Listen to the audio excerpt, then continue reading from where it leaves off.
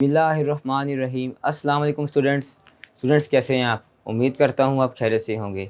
Dear students, आज की इस वीडियो के अंदर हमने फ्रैक्शंस को डिस्कशन करना है कि फ्रैक्शन क्या होती है, फ्रैक्शन को हम किस तरह ऐड कर सकते हैं किसी भी फ्रैक्शन को किसी फ्रैक्शन के अंदर। यानी अगर हमारे पास दो फ्रैक्शंस हों तो हम किस तरह उनको ऐड कर सकते हैं और उनको सब्ट्रैक्ट कर सकते हैं, और उनके कितने मेथड्स हैं सब्ट्रैक्ट करने के और ऐड करने के। तो चलिए हम अपनी वीडियो शुरू करते हैं। सबसे पहले हमने एक फ्रैक्शन ली है 3/4। तो असल में फ्रैक्शन क्या होती है?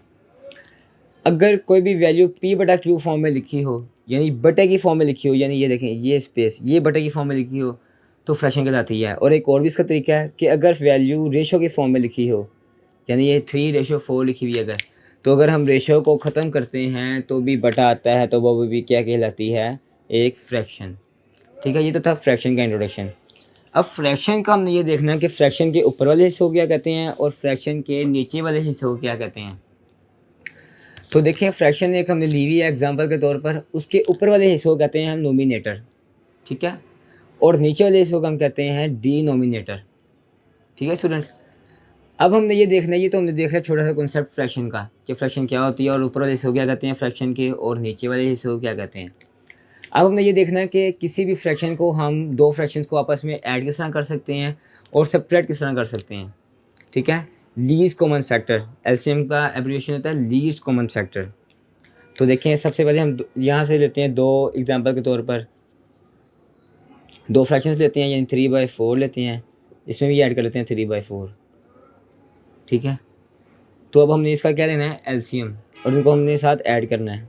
तो देखें, ये नीचे वाली जो होती है हम उसको एज इट इज़ लिख लेते हैं। और एक और ट्रिक बताऊँ आपको कि ऐड करने का क्या तरीका होता है। पहला तरीका ये है, रूल नंबर 1, कि जो नीचे वाली वैल्यू अगर सेम आ रही हो, यानी इधर भी 4 आ रही है और इधर भी 4 आ रही है, तो आपने आंखें बंद करके ऊपर वाली वैल्यूज़ को भी एज इट इज़ लिख लेना है, यानी 3 + 3। ये हमारा जवाब आ जाएगा 6/4। ठीक है, अब ये था एक तरीका। अब दूसरा तरीका क्या है? इसको सेम इसी को हम ले लेते हैं, 3/4 + 3/4। ठीक है, अब इसमें एक तो हमने ये चेक कर लिया कि जी हमारे पास वैल्यू सेम आ रही थी। अब हम वैल्यू डिफरेंट करते हैं। अगर देखें जी, अगर हम 3/3 कर लेते हैं, यहाँ भी वैल्यू सेम का ये तरीका था, अब वैल्यू डिफरेंट है तो उसका क्या तरीका है?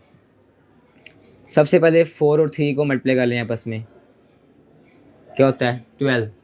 ठीक है, अब ये जो वैल्यू आ रही होगी इसको इसके साथ मल्टीप्लाई कर दें और इसको इसके साथ मल्टीप्लाई कर दें, तो आपका एलसीएम तब भी जो है जवाब बिल्कुल ठीक आएगा। ठीक है, इसका एक और भी तरीका वो मैं बताऊँगा आपको, यानी 3 को 3 के साथ मल्टीप्लाई करें तो क्या आएगा हमारे पास? दरमियान में ऐड, 4 को मल्टीप्लाई कर दें 3 के साथ, 3 3 ज़ार 9 + 4 3 ज़ार 12 ओवर 4 3 ज़ार 12। अब ये 12 में ऐड कर लें तो ये हम 21/12। ठीक है, ये था एक तरीका। अब हमने देखा रूल नंबर 3 क्या है हमारे पास। सेम यही वैल्यू लेते हैं हम, 3/4 + 3/3। अब देखें, 4 को नीचे मल्टीप्लाई कर लें, 4 × 3 12 होता है, तो इधर डायरेक्ट 12 लिख लें आप। अब आपने ये देखना है कि जो इसके नीचे आ रहा है बटे के अंदर वैल्यू आ रही है, इसको हमने इस वैल्यू के ऊपर डिवाइड करवाना है, तो क्या जवाब आता है? यानी 4 3 ज़ार 12 होता है। आपको पता ही है 12 के 3 4 के टेबल पढ़ें तो 4 1 ज़ार 4 4 2 ज़ार 8 4 3 ज़ार 12।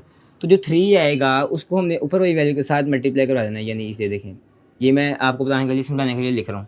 ठीक है, फिर इसी तरह दूसरी वैल्यू की तरफ देखें, 3 1 ज़ार 3 3 2 ज़ार 6 3 3 ज़ार 9 3 4 ज़ार 12।